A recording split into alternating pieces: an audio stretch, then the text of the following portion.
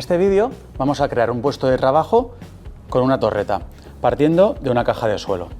Las torretas están disponibles en color antracita y en color gris claro, que es la que vamos a montar el día de hoy.